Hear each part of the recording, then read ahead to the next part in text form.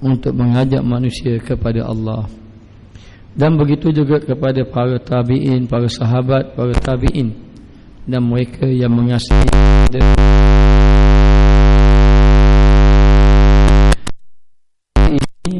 kita yang berada di bulan Ramadan ini. Allah Ta'ala telah memilih kita di kalangan hamba-hambanya yang ingin mendekatkan dirinya kepada Allah, yang mana dengan kelebihan-kelebihan yang Allah Ta'ala berikan kepada kita semua, maka sewajarnya lah kita ini mencari kelebihan-kelebihan yang mana tidak sewajarnya kita membiarkan kelebihan itu ataupun fadilat-fadilat yang diberi oleh Allah pergi begitu saja. Maka kita sekarang ini berada dalam satu dipanggil madrasah, yang mana Allah Ta'ala menyuruh kita agar bersungguh-sungguh dalam melakukan amal ibadat kepada Allah. Dan perkara ini sebenarnya sepatutnya kita hendaklah berterusan menjadi hamba Allah Ta'ala yang soleh dalam menjalani kehidupan kita hari ini. Maka bila seseorang itu tidak melakukan perintah Allah ataupun mengabaikan perintah Allah Subhanahu wa Ta'ala, maka dia adalah orang yang rugi. Dan dikatakan bahawa di bulan ini para penyeru-penyeru, yakni malaikat-malaikat, sentiasa menggalakkan orang yang beriman agar mengerjakan ibadat. Mereka mengatakan, wahai orang yang mencari kebaikan, bangun. Bila mana orang yang berpuasa itu tidur, maka malaikat menyeru agar bangun mengerjakan ibadat kepada Allah Subhanahu wa Ta'ala. Maka sesungguhnya orang salafus salih yang terdahulu, mereka menjadikan bulan Ramadan bulan yang mereka mengikat perut mereka, mereka meninggalkan lamongan-lamongan mereka, yakni mereka tinggalkan tempat tidur mereka dan seterusnya melakukan amal ibadat kepada Allah Subhanahu wa Ta'ala. Maka di malam Ramadan dihabiskan masa dengan munajat, menangis, beribadat kepada Allah Subhanahu wa Ta'ala. Kerana bulan Ramadanlah bulan yang satu-satunya bulan yang Allah Ta'ala beri peluang kepada hamba-Nya, dikuatkan iman, didatangkan semangat untuk beribadat, diberi kekuatan untuk meninggalkan maksiat, bahkan digandakan pahala oleh Allah Subhanahu wa Ta'ala, dilemahkan nafsu-nafsu yang jahat, dikuatkan iman, terbuka pintu-pintu hati, ingin mendekatkan diri kepada Allah Subhanahu wa Ta'ala. Maka kita hari ini sebenarnya berada di dalam satu latihan daripada Allah, mujahadah daripada Allah. Allah Ta'ala memujahadahkan kita, melatih kita agar jangan mengikut hawa nafsu yang membawa kita kepada lalai kepadanya, yakni kepada Allah Subhanahu wa Ta'ala. Maka bila mana kita berada di dalam bulan ini, inilah bulan yang satu-satu kita perlu mempertingkatkan amal, kerana ada amalan-amalan kadang-kadang kita tidak mampu buat pada bulan-bulan yang lain. Kalau di bulan ini Allah Ta'ala galakkan kita, menjadikan kita bersemangat untuk membaca Al-Quran, namun di bulan-bulan lain mungkin kita tidak mampu seumpama itu. Namun demikian sebenarnya disuruh kita agar mengekalkan kebaikan-kebaikan ini, kerana matlamat seseorang daripada berpuasa itu adalah untuk mencapai takwa kepada Allah Subhanahu wa Ta'ala. Maka dikatakan takwa itu imtisalu awamirillah wajtinabu nawahihi sirran wa alaniyah, yakni melakukan apa yang Allah Ta'ala perintahkan kepada kita dan meninggalkan segala larangan Allah, sama ada secara terang-terangan ataupun secara tersembunyi. Maka disuruh kita mengekalkan fitrah ini, mengekalkan kebaikan ini bila mana kita ini meninggalkan Ramadan nanti. Maka di akhir-akhir Ramadan Allah Ta'ala telah melipat gandakan pahala, melipat gandakan kelebihan-kelebihan dengan diberikan ganjaran yang besar. Adanya malam Lailatul Qadar, yang mana malam itu tidak ada pada malam bulan-bulan yang lain. Lalu disuruh kita melakukan amal ibadat, dan Nabi menyuruh kita beriktikaf pada 10 malam yang terakhir.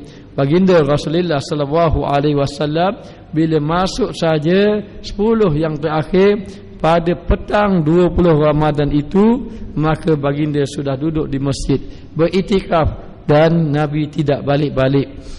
Dan baliknya hanya ketika hampir nak menyambut Aidilfitri, kerana sentiasa beriktikaf di dalam masjid, mencari kelebihan Allah Subhanahu wa taala. Di siangnya dipenuhkan dengan membaca Al-Quran, dan di malamnya dengan qiyamul melakukan amal ibadat kepada Allah Subhanahu wa taala.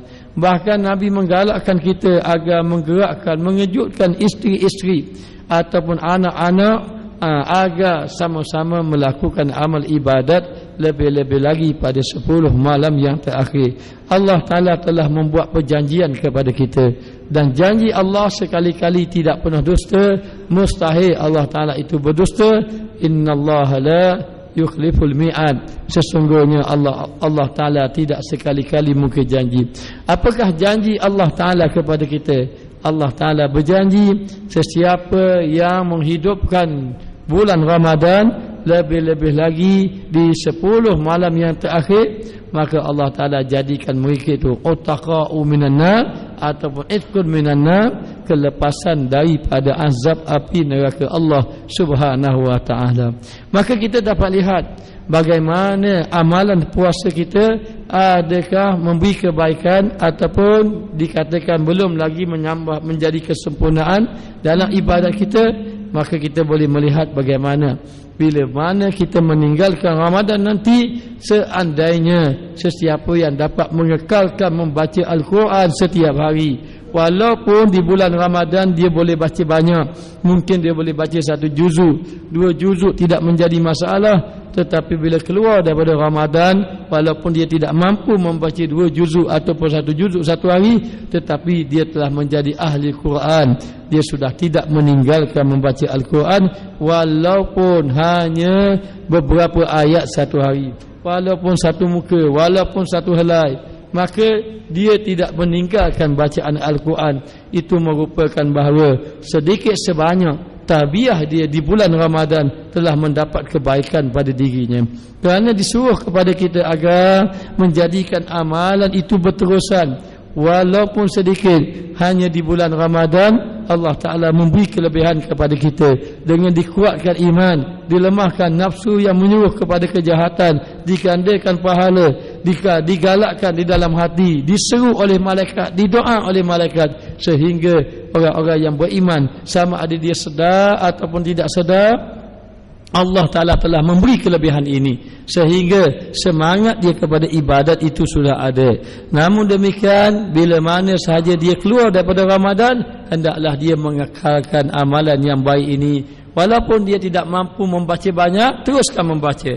Kerana Nabi SAW bersabda, ahabbul a'mali ilallah adwamuha wa in qalla. Sesungguhnya amalan-amalan yang dikasihi oleh Allah adalah amalan yang berterusan, walaupun dalam keadaan sedikit. Walaupun sedikit tetapi berterusan, dan berterusan itulah yang dikatakan istiqamah. Kata Imam Nawawi, istiqamah itu adalah seseorang itu berada di dalam ketaatan, dalam keadaan berterusan dalam kehidupan dia. Maka satu orang sahabat telah berjumpa dengan baginda Rasulullah sallallahu alaihi wasallam, lalu mengatakan, ya Rasulullah, tolong berikan kepada saya satu amalan yang mana kalau saya beramal saya akan masuk syurga, dan saya tidak perlu lagi bertanya kepada orang lain. Lalu Nabi sallallahu alaihi wasallam memberi jawapan yang sangat ringkas, sangat pendek, tetapi kalau diamalkan ia adalah orang yang beruntung. Nabi mengatakan, kul amantu billah summastaqim, katakanlah aku benar-benar beriman dengan Allah, kemudian istiqamahlah kamu dalam amalan. Maka Nabi menyuruh kita agar istiqamah di dalam amalan.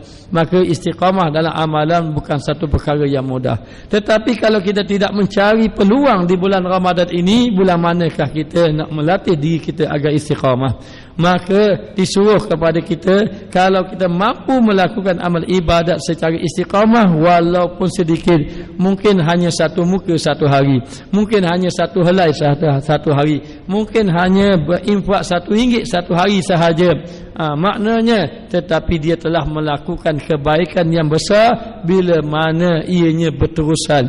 Kerana itulah yang dikasihi oleh Allah Subhanahu wa taala. Untuk mendapat amalan ini berterusan daripada manakah? Daripada bulan manakah? Daripada manakah kita naklah melatih? Ulama menyuruh kita di bulan Ramadan inilah kita perlu melatih diri kita agar menjadi orang yang saleh, melakukan amal ibadat kepada Allah Subhanahu wa taala. Lihat para sahabat, mereka itu kalau ketinggalan sembahyang berjemaah, mereka akan sedih, mereka akan merasakan segala dunia dan isinya. Kalaulah kehilangan tidak mengapa, asalkan jangan kehilangan ibadat solat, jangan ketinggalan ibadat sembahyang berjemaah. Maka ada seorang sahabat, dia selalu berulang-alik jalan kaki pergi ke Masjid Nabawi, Masjid Nabi. Maka sahabat melihat orang ini sentiasa ada setiap waktu. Bila ditanya, ternyata dia seorang lelaki yang jauh rumahnya daripada Masjid Nabi. Lalulah sahabat melihat dia kasihan, sampai ke Masjid Nabi ini makan masa berjam-jam, perjalanan yang begitu jauh. Lepas daripada subuh sudah turun untuk sembahyang dengan Nabi, balik-balik isyak, esok pula sampai pula pergi bersembahyang dengan Nabi. Begitulah keadaannya. Lalu sahabat berkata kepadanya, apakah salahnya kalau kami mencadangkan kamu agar membeli seekor hima, membeli seekor binatang tunggangan untuk kamu berulang alik ke masjid? Lalulah sahabat ini berkata, aku memang ingin membeli kenderaan, namun demikian aku telah mendengar sabdaan baginda Rasulullah sallallahu alaihi wasallam yang mengatakan bahawa seseorang yang mengalami kesusahan untuk mengerjakan sembahyang berjemaah di masjid, maka dia berjalan kaki dengan langkah yang begitu banyak, dengan perjalanan yang begitu jauh, setiap langkahnya itu dinaikkan darjat, dihapuskan akan dosanya, dihapuskan akan kesalahannya. Maka aku ingin mendapatkan kelebihan ini. Maka dengan sebab sabdaan Nabi inilah menyebabkan aku tidak jadi membeli kenderaan, kerana aku ingin mendapatkan setiap langkah itu mendapat fadilat di sisi Allah Subhanahu wa taala. Nabi SAW telah mendengar sahabat ini berkata, lalu Nabi berkata kepada sahabat itu, sesungguhnya telah tertulis apa yang engkau kehendaki, yakni setiap langkahnya dinaikkan darjat, dihapuskan dosa. Inilah para sahabat, sanggup mereka berjalan kaki untuk sembahyang berjemaah. Jadi hari ini kita kena tanya diri kita, kita kena tanya dalam hati kita hari ini, adakah di bulan Ramadan ini kita telah meninggalkan sembahyang berjemaah? Adakah kita sembahyang seorang diri, sembahyang yang wajib? Adakah kita telah meninggalkan sembahyang sunat rawatib di bulan Ramadan ini? Kalau kita ada tinggal, cukup, jangan lagi kita tinggalkannya, teruskan lagi, kerana ada sisa-sisa Ramadan lagi yang masih lagi Allah Ta'ala ingin melihat hamba-Nya yang mencari keampunan, yang memperbaiki kesalahannya. Ada satu kumpulan daripada Bani Salamah, mereka itu telah sentiasa berulang alik ke masjid. Mereka datang ramai-ramai, berjalan satu kampung pergi ke masjid, bersembahyang bersama dengan baginda Rasulullah sallallahu alaihi wasallam. Mereka merasa hairan. Orang-orang Bani Salamah ni merasa hairan. Di sebelah masjid Nabi ada tanah lapang yang luas, tapi tidak ada orang yang nak buat rumah di situ. Lalu mereka bercadang, apa kata kalau kita buat rumah di situ, maka kita berkampung di situ, kita tinggalkan kampung kita, kita buat rumah yang berhampiran dengan masjid Nabi, agar kita boleh sembahyang dengan Nabi, tak perlu kita susah-susah jauh-jauh berjalan. Lalulah orang-orang daripada Bani Salamah ini bersetuju, mereka sepakat ramai-ramai dan ingin meminta kepada Nabi Muhammad sallallahu alaihi wasallam bahagian tanah lapang yang ada dekat masjid Nabi, minta kami nak buat rumah. Lalu Nabi sallallahu alaihi wasallam mendapat tahu perkabaran ini. Lalu Nabi tak sempat Nabi beritahu, sahabat pun beritahu. Apa sahabat beritahu? Kita sambung lepas azan Zuhur kayak gila.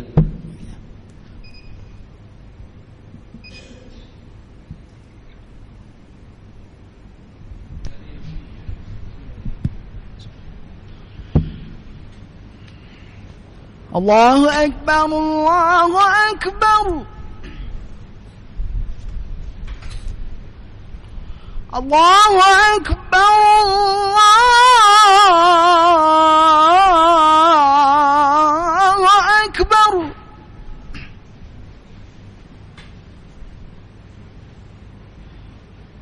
أشهد أن لا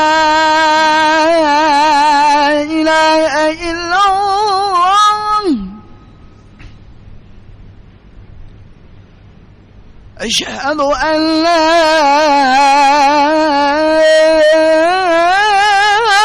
إله إلا الله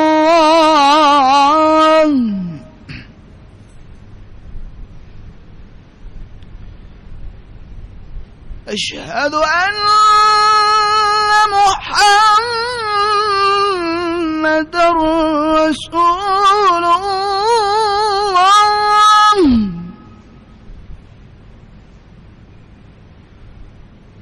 أشهد أن محمد رسول الله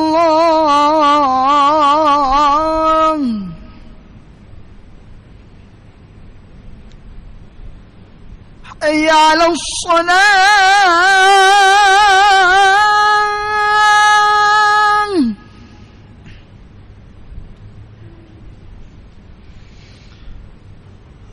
حي على الصلاة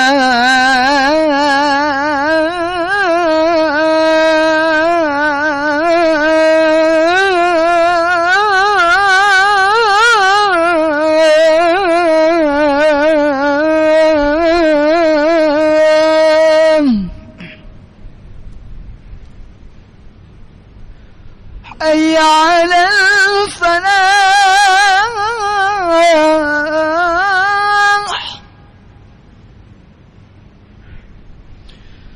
حي على الفلاح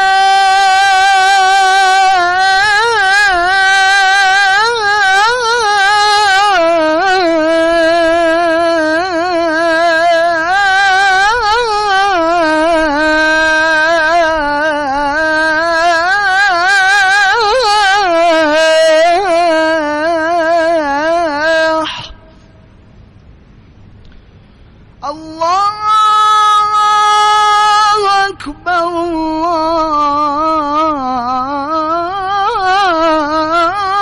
الله أكبر لا إله إلا الله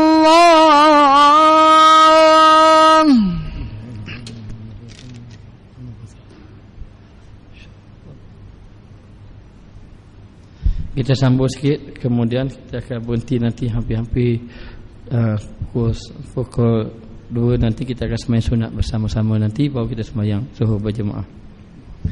Jadi bila mana Nabi SAW dapat tahu daripada penduduk kampung Bani Salamah ingin membina rumah di situ, lalulah para sahabat memberitahu kepada, mengatakan bahawa kami sudah tahu ada tanah yang berhampiran, tapi kami sendiri pun tidak mahu membinanya dekat situ kerana hampir, kerana kami ingin mendapati bahawa perjalanan kami yang jauh ini setiap langkah kami akan dinaikkan darjat dan dihapuskan oleh dosa.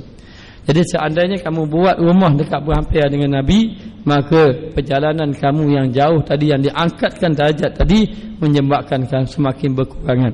Setiap langkah akan dinaikkan darjat. Maka golongan Bani Salamah ini tidak mahu dikurangkan darjatnya, maka mereka mengambil keputusan tidak mahu membina masjid yang rumah berhampiran dengan masjid kerana mahu berulang alik. Namun demikian sekali-kali mereka tidak ketinggalan sembahyang bersama dengan baginda Rasulullah sallallahu alaihi wasallam. Lalu Nabi bersabda, la salata li jaril masjid illa al masjid. Tidak ada sembahyang orang yang berhampiran dengan masjid kecuali mesti sembahyang di dalam masjid, dengan arti kata bahawa seorang itu tidak sempurna sembahyangnya kecuali dia sembahyang di dalam masjid. Nabi sallallahu alaihi wasallam bersabda, salatul jamaati afdalu min salati fardhi bi 27 darajah. Sembahyang berjemaah itu lebih afdal daripada sembahyang seorang diri sebanyak 27 kali ganda. Dan Nabi juga ada bersabda dalam hadis yang lain, yati 'alan nasi zamanun yatahallakuna fil masajid la hammuhum illa dunya fala tujalisunahum. Akan datang satu zaman manusia duduk dekat-dekat dengan masjid, tetapi mereka tidak fikirkan hal ibadat, hal akhirat, hanya mereka memikir untuk habuan dunia sahaja. Maka Nabi pesan kepada kita, jangan kamu duduk bersama dengan mereka. Bahkan hadirlah kamu ke masjid. Lalu disuruh agar pergi ke masjid. Para sahabat tidak mahu lepaskan peluang, bahkan mereka akan pastikan setiap masa mereka sembahyang berjemaah di masjid. Maka saya menyeru diri saya dan juga kepada jemaah, kalau di bulan Ramadan kita menjaga sembahyang, maka di bulan yang lain kita jaga sembahyang. Jangan bagi lepas lagi sembahyang berjemaah di masjid. Bahkan disuruh kita agar sentiasa pergi ke masjid.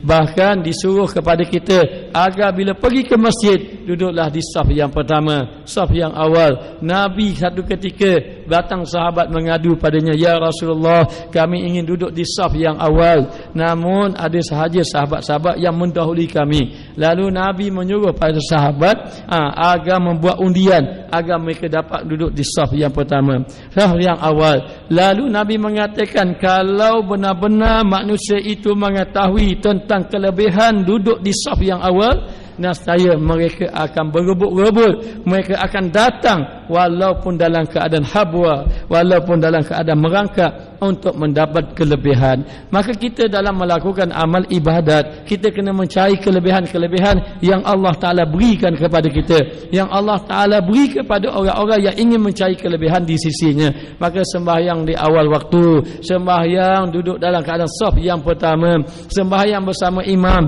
dan erti kata sentiasa menjadikan masjid ini tempat mereka berulang-alik, sentiasa menjadikan diri mereka itu tetamu Allah Subhanahu Wa Ta'ala. Riwayat dalam satu hadis menceritakan seorang yang buta, namanya Abdullah ibnu Ummi Maktum, yang merupakan dia adalah muazzin Rasulullah, ataupun orang kata Bilal kepada baginda Rasulullah sallallahu alaihi wasallam, selain daripada Bilal ibnu Rabah. Lalu dia seorang buta, dia datang berjumpa dengan baginda Rasulullah sallallahu alaihi wasallam. Lalu dia mengatakan, "Ya Rasulullah, saya ini seorang yang buta. Saya seorang yang buta. Rumah saya jauh. Kemudian tidak ada orang yang memimpin saya untuk saya pergi ke masjid. Bolehkah saya ingin sembahyang seorang diri di rumah?"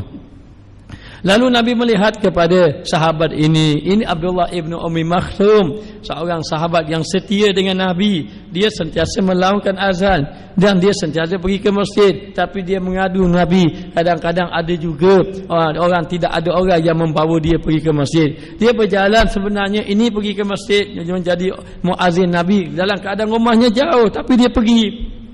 Jadi Nabi suka dengannya. Kerana apa? Kerana dia seorang yang buta tapi datang awal ke masjid, kemudian boleh melaungkan azan. Lalu dia meminta dengan Nabi, "Boleh tak saya sembahyang di rumah?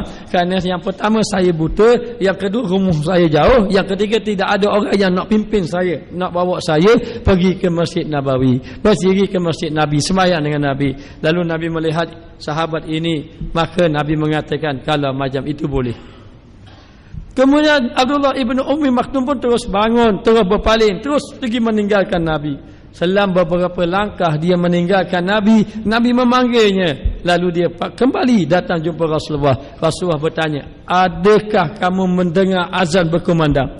Lalu dia mengatakan, ya Rasulullah, saya dengar." Kalau macam itu, kamu kena juga hadir ke masjid. Walaupun kamu buta, walaupun dalam keadaan kamu ini tidak ada orang yang memimpin kamu, walaupun kamu jauh, tetapi bila mana kamu mendengar azan, maka hendaklah kamu pergi menunaikan sembahyang berjemaah di masjid. Ini Nabi mengajar para sahabat agar mengutamakan sembahyang berjemaah. Kalau di bulan Ramadan kita tengok kita boleh mengerjakan sembahyang berjemaah, maka di luar bulan Ramadan nanti, di bulan yang lain, kita kena jaga. Jangan kita lepaskan peluang sembahyang berjemaah, kerana sembahyang berjemaah itu lebih afdal daripada dunia dan segala isinya. Kalau manusia itu tahu mengenai kelebihan ibadat kepada Allah, mengenai kelebihan sembahyang berjemaah, duduk di saf yang awal, menjadi orang yang sentiasa berulang alik ke masjid, mereka akan dapati bahawa tidak ada nilai yang dunia yang dapat menandingi betapa besarnya kelebihan sembahyang berjemaah, betapa besarnya kelebihan pergi ke masjid,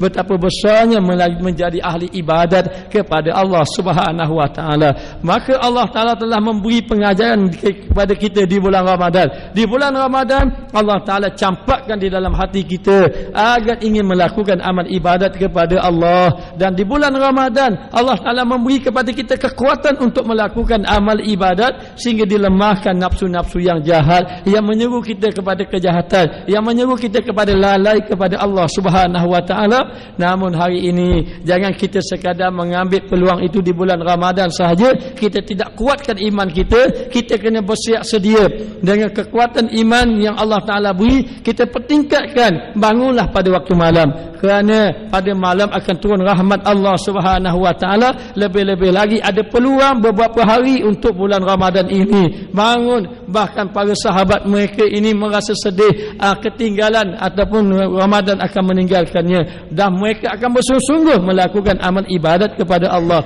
sehingga ada yang tidak tidur 2-3 hari untuk melakukan amal ibadat kepada Allah. Maka bangun pada waktu malam, mintalah doa dengan Allah, mintalah keampunan daripada Allah di atas kelalaian yang telah kita lakukan selama ini, dan mintalah pertolongan kepada Allah agar diberi kekuatan untuk melakukan amal ibadat, bukan saja di bulan Ramadan yang masih ada, bahkan pada bulan-bulan yang akan datang. Dan mohon juga kepada Allah Subhanahu wa taala biar kita termasuk di kalangan orang yang dijauhkan daripada azab api neraka Allah. Moga-moga muslimin muslimat yang berada di hadapan saya ini dimasukkan di kalangan orang-orang yang saleh, yang diampunkan dosa oleh Allah Subhanahu wa taala. Dan rugi, sangat-sangat rugi kalau kita tidak bangun pada waktu malam. Rugi, sangat-sangat rugi kalau kita tidak munajat kepada Allah Subhanahu wa taala.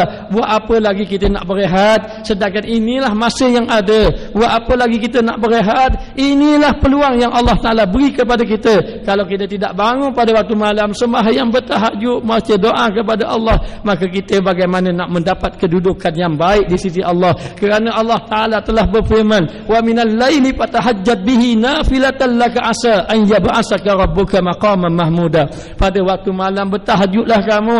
Barang siapa yang bangun pada waktu malam, nanti Allah Taala akan bangkitkan dia di negeri akhirat kelak bersama orang yang mendapat kedudukan yang baik di sisi Allah Subhanahu wa taala. Maka kalau mau mendapat kedudukan yang baik, bangun setiap malam. Jangan tunggu malam ganjil sahaja. Malam ganjil, malam kenap, bangun. Kita bukan hamba Lailatul Qadar, kita hamba kepada Allah Subhanahu wa taala. Kita tidak memikirkan adakah kita ini dapat hadir pada Ramadan akan datang. Belum tentu lagi. Kalau kita dapat hadir Ramadan akan datang, kita boleh ada peluang lagi. Tapi cuba fikir, kalau sudah tidak jumpa lagi Ramadan akan datang, ini yang ada beberapa hari ini, kalau kita tidak mengambil peluang dan kita tak tahu Ramadan akan datang kita berjumpa ataupun tidak, kita akan menjadi orang yang rugi, sangat-sangat rugi. Janganlah kita menyesal kalau kita tidak melakukan amal ibadat bila mana Allah Ta'ala telah memberi peluang kepada kita. Saya menyeru kepada diri saya yang dhaif ini dan seterusnya kepada jamaah sekalian agar kita sentiasa melakukan amal ibadat dan berazam bersungguh-sungguh. Ketika mana kita ingin bangun pada waktu malam,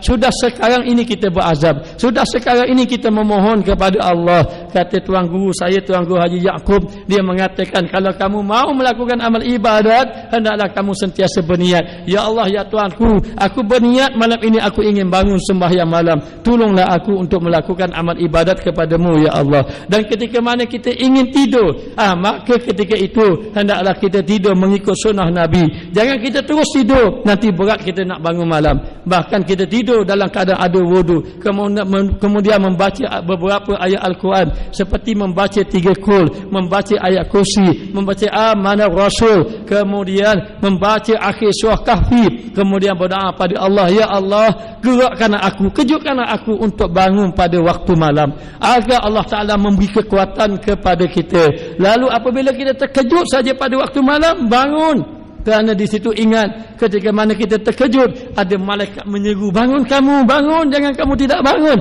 kerana ini peluang kamu. Maka hendaklah kita bangun, kita sahut seruan malaikat, kita sahut seruan Allah, kita sahut seruan Rasulullah. Bangun sembahyang pada waktu malam. Tidak ada jaminan syurga kepada kita, tidak sebagaimana baginda Rasulullah sallallahu alaihi wasallam, baginda yang sudah dijamin syurga. Ghufira lahu ma taqaddama min zambi wa ma ta'akhkhar, diampunkan dosanya yang terdahulu dan juga kemudian Nabi sembahyang sampai bengkak kaki, sampai mengalir, sampai berair kaki Nabi. Lalu Siti Aisyah mengatakan, ya Rasulullah, kenapa memberat-beratkan dirimu sedangkan kamu diampunkan dosa?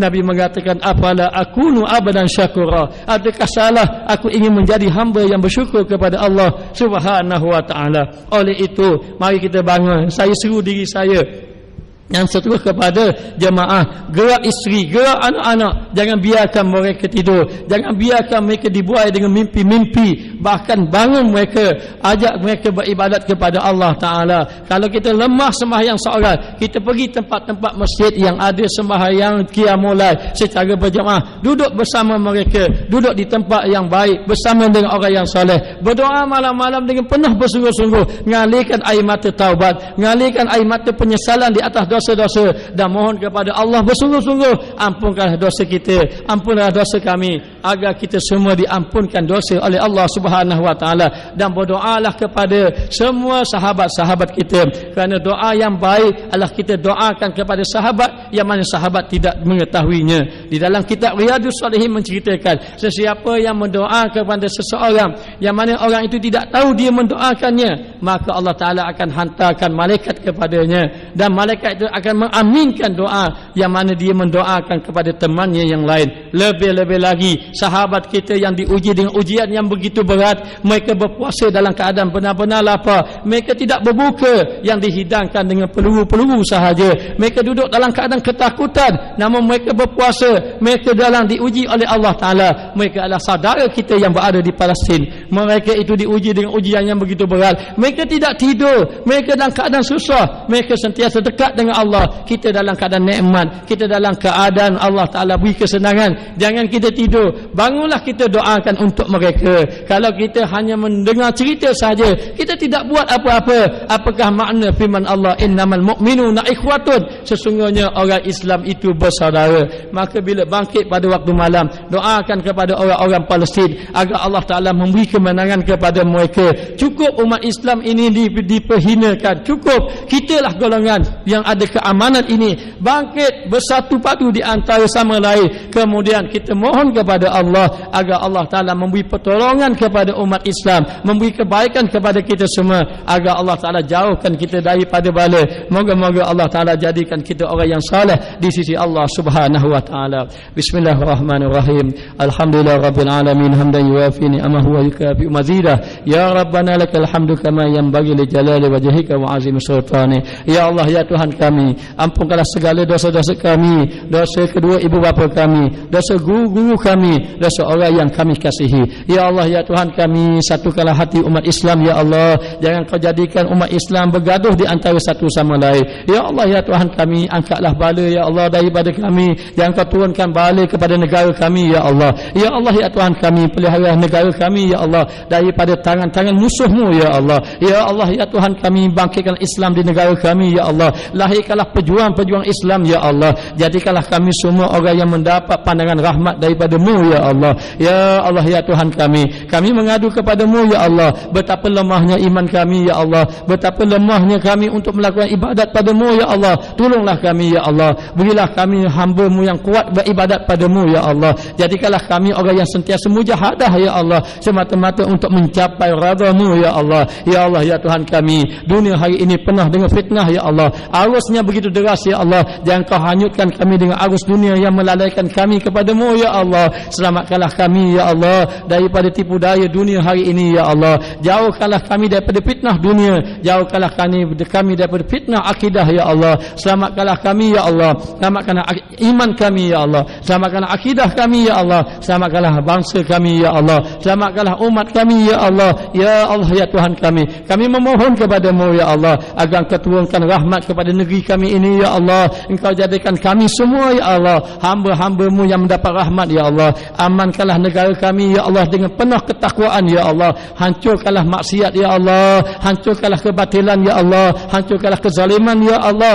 bangkitkanlah keadilan. Ya Allah, jadikan kami ya Allah orang yang menegakkan agama-Mu. Ya Allah, jadikanlah kami hamba yang sentiasa sentiasa ibadat kepadamu ya Allah. Tolonglah kami ya Allah. Kami tidak meminta pertolongan kecuali kepadamu ya Allah. Berkatkanlah rezeki kami ya Allah. Berkatkanlah kehidupan kami ya Allah. Jadikanlah kami hamba-Mu yang saleh ya Allah. Kami memohon kepadamu ya Allah, agar mereka yang hadir dalam masjid ini ya Allah, dan baik muslimin dan muslimat ya Allah, dan juga ahli keluarga kami ya Allah, Kau kurniakanlah kami kelebihan Lailatul Qadar ya Allah. Allahumma zukna Lailatul Qadri waj'alna min ahliha. Allahumma zukna Lailatul Qadri waj'alna min ahliha. Allahumma zukna Lailatul Qadri waj'alna min ahliha. Ya Allah ya Tuhan kami, sebagaimana Engkau kumpulkan kami di sini ya Allah, kami mohon ya Allah, Engkau kumpulkan kami nanti ya Allah. Seorang pun di kalangan kami jangan Kau tinggalkan ya Allah. Kami saling mengayangi di antara satu sama lain ya Allah.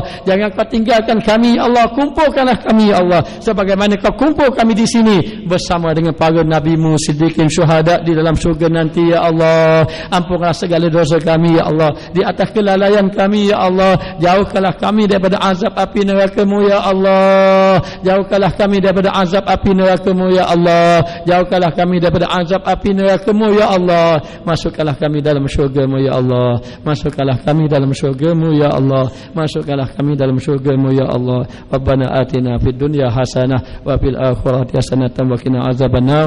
Wa sallallahu ala sayidina Muhammad wa ala alihi wa sahbihi wasallam. Walhamdulillah rabbil